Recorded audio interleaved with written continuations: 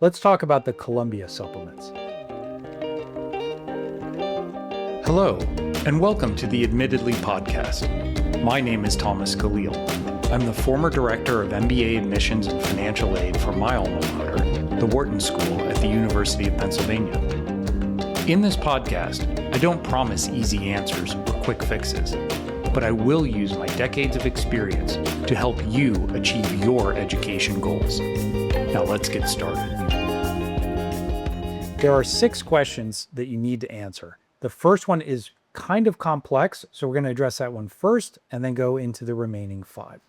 So the first question is, list a selection of texts, resources, and outlets that have contributed to your intellectual development outside of academic courses, including, but not limited to, books, journals, websites, podcasts, essays, plays, presentations, videos, museums, and other content that you enjoy. You have 100 words or fewer to answer this question, but let me give you some guidelines from the Columbia application. For the list question, you want to have a list of items separated by commas or semicolons. They do not need to be numbered or in any specific order. It is not necessary to italicize or underline titles of books or other publications. No author names, subtitles, or explanatory remarks are needed. This is very important. They truly just want a list. Now, what kind of list do they want? Well, I always recommend balancing your academic interests, right? Evidencing your academic interests. So are you going to seminars, presentations, reading books, journals, websites that pertain to your field of study? That's great.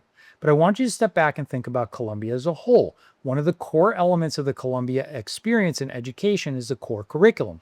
They believe very strongly in this liberal arts model. You're going to have to take classes outside of your comfort zone that are going to make you uncomfortable. So they want to see, do you challenge yourself?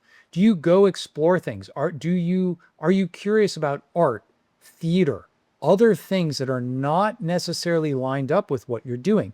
Because they want a well-rounded individual. They want students who are going to come, be comfortable in a core curriculum and expand their horizons and go get involved. Are you going to go see your friends in their a cappella group? Are you going to go to your friends' sports games or art exhibit or lecture? These are really important parts of the process and the community. So don't overcomplicate it.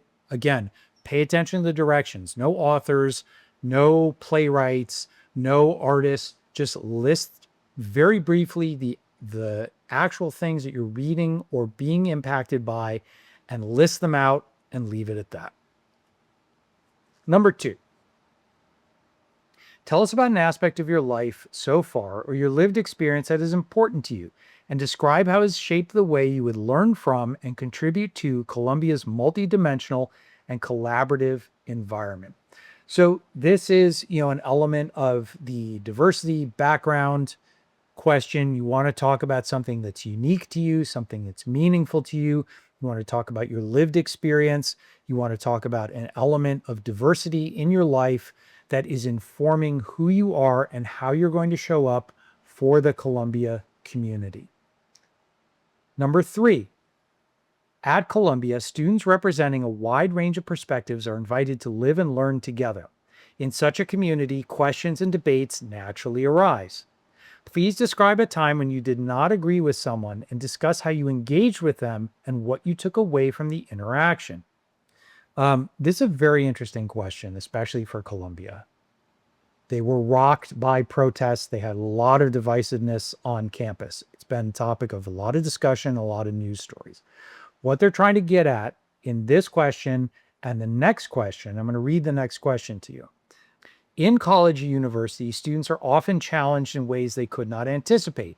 Please describe a situation in which you have navigated through adversity and discuss how you changed as a result. These questions are trying to get to, you are going to be faced with opinions and thoughts inside the classroom and outside the classroom that you disagree with. In some cases, you might disagree with them on a very cellular level. And what they're trying to understand is, how will you respond to that? right?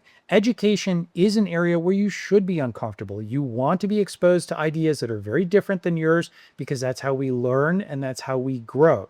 What Columbia is trying to get to here is, okay, tell us about times that you've been challenged and tell us how you dealt with that. There does not need to be a resolution. This should not be an essay about how you persuaded somebody to change a deeply held belief, because quite frankly, nobody believes that, right? This should not be a happy ending kind of a situation. They want to know, how did you process that discomfort? How did you sit in that discomfort? How did you move through it?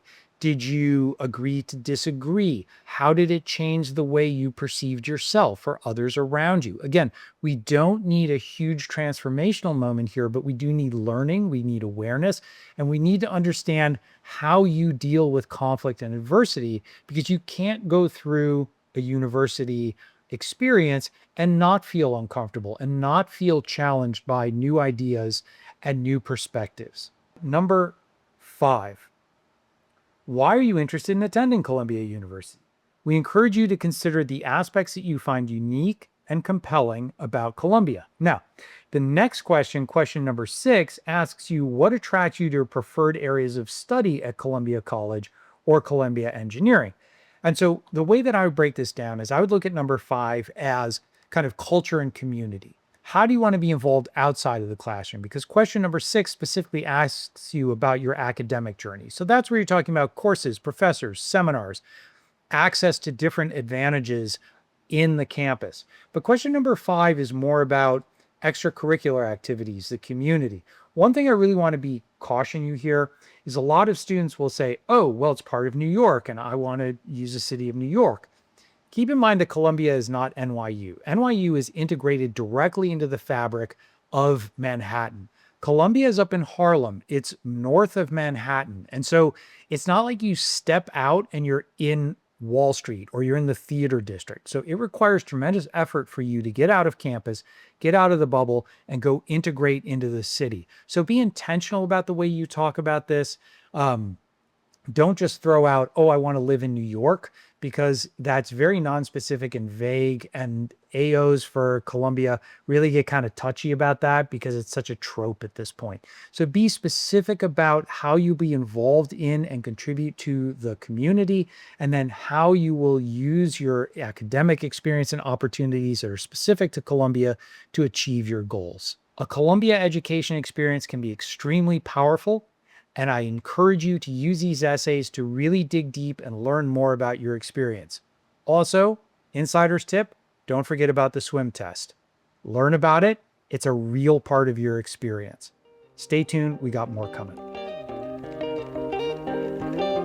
Thank you for joining us today. Please take a moment to subscribe to the Admittedly podcast and download this episode. I welcome you to share your thoughts and questions with me. You can find us on social media at Admittedly Podcast. I look forward to continuing our